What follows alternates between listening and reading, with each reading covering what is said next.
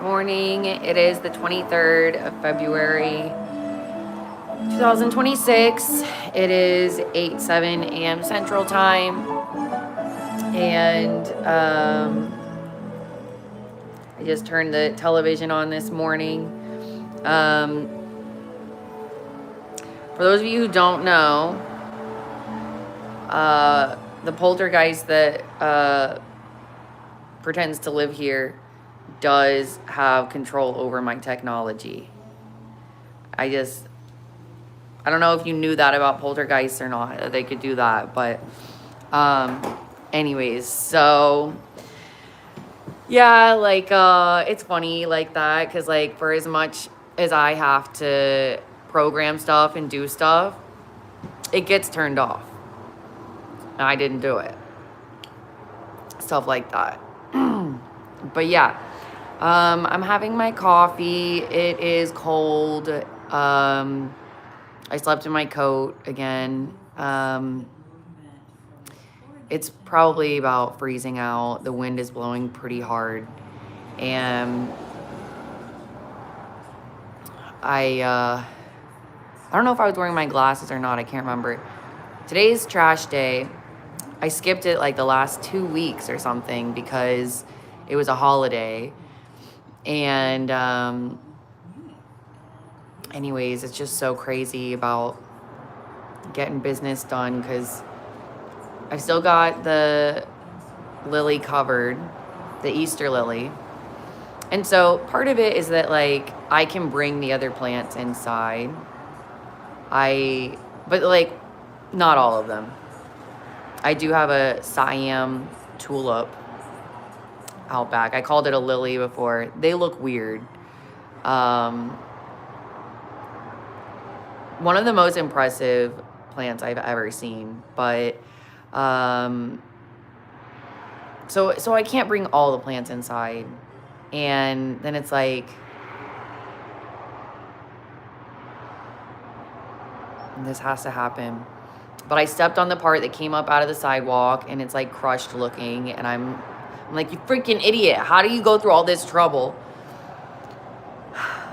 The other part looks normal still.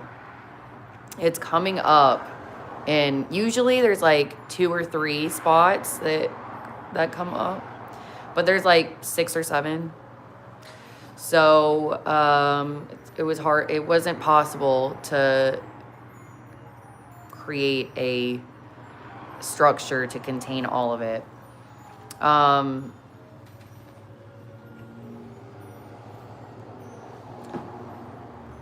don't really want to say this, but I'm going to.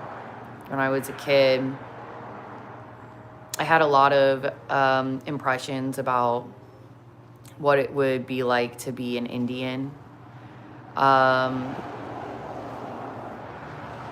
thought I might have to babysit the plants, something like this. And at least once, I thought to act like a plant, stand in the same spot or something like this. But it really struck me today. I was thinking about it.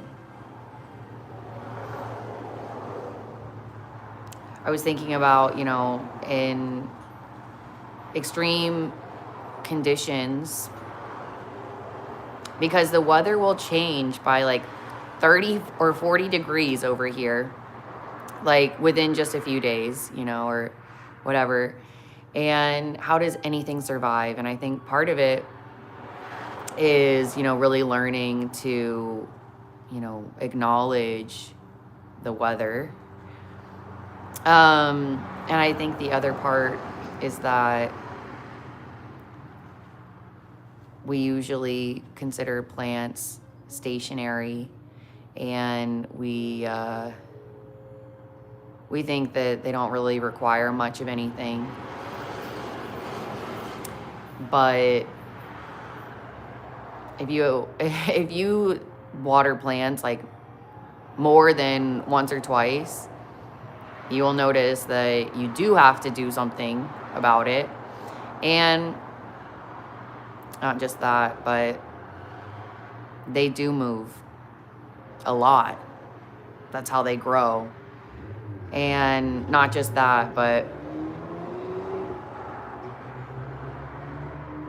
they move. And it's such a simple thing, you know, like it was a childish conception, but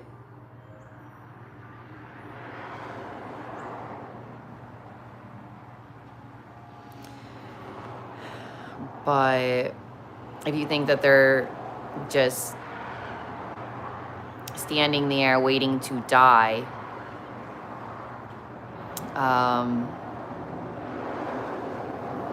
well, that's just not true. I don't know. I don't know how, you know, to overcome the elements. There must be a secret to it, but you know, for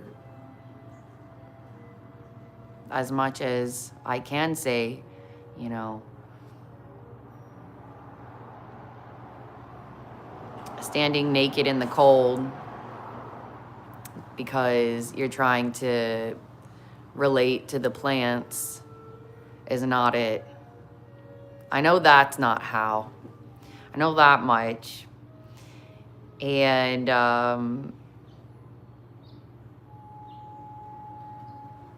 so just putting it out there that